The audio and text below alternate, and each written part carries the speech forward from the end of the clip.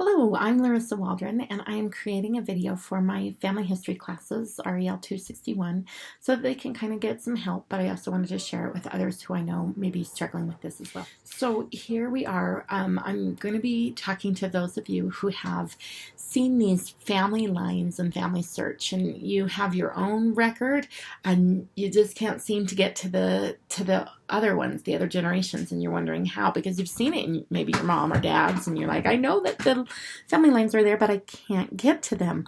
Or you want to get to your spouse's family lines, and you can't get to them. So what we're going to talk about today is a thing that I like to affectionately call a ghost record or a bridge record. This is going to be, you're going to create a record that will be a living person record, but it won't really be the living record for the person. And it's just going to be there as a bridge to kind of bridge you to the deceased.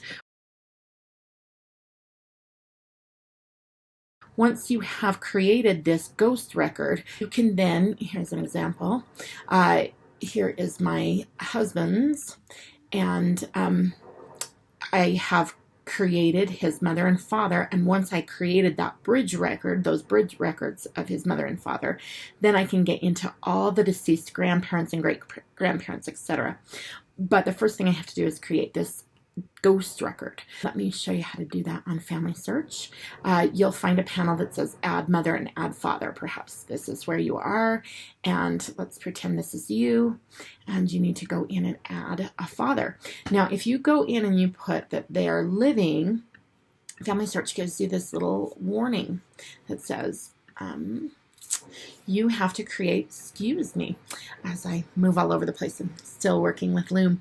You must create living family members to connect to your deceased ancestors. To protect the privacy rights, you can only see the living people you create in Family Tree. You're the only one that can see the living people that you create. So this is not their record. This is just a bridge record. So you would go in and you would add names and information.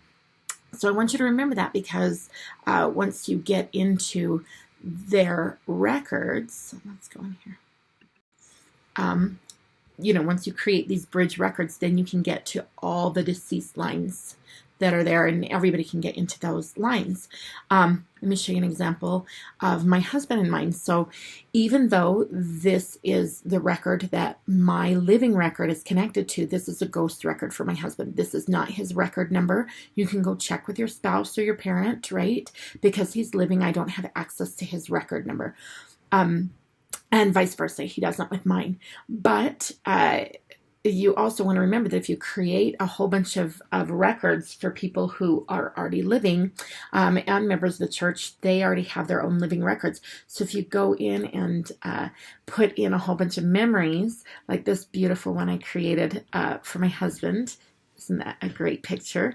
I'm the only one that gets to see this picture, and then all of you on YouTube who are watching it, and I think he's just going to absolutely love that. All right, so I put that in, and so I know I've heard stories of parents who have gone in and created these records for their children by adding children, but the problem is your children are living and they have their own records, and you're not going to be able to, until they die, merge those records together. And so that's where we have a whole bunch of problems, because we have a whole bunch of ghost records, and then people are thinking that those are their actual records, but they're not. This is a ghost record for my husband. Here's another example. My dad, who passed away in a few years ago, this is his actual record, and everybody can go in, my siblings and I, his aunts and cousins and whomever can go in and write about him and add memories. But my mother's record right here, I put a fun little picture for her as well. It's just a little fun thing I like to do. She won't see this picture because that's not her living record. And so that's just something that you need to remember. Again, like I said, I've heard of families who go in and create all these massive things, but only you have access to your own living record. Okay, so one thing that I did when I created these records for my mother and father-in-law so that I could get to my husband's lines is that here's what I put in my father-in-law's. In the life sketch under the person page, I wrote, put this up here, that this is a ghost or a bridge record. It allows me to attach to my husband's family tree and eventually needs to be merged with his real record. The other little caution that I give you is you don't want to add research helps to your ghost record, because these are actual research helps for my father-in-law, and he's going to want to add those to his own record.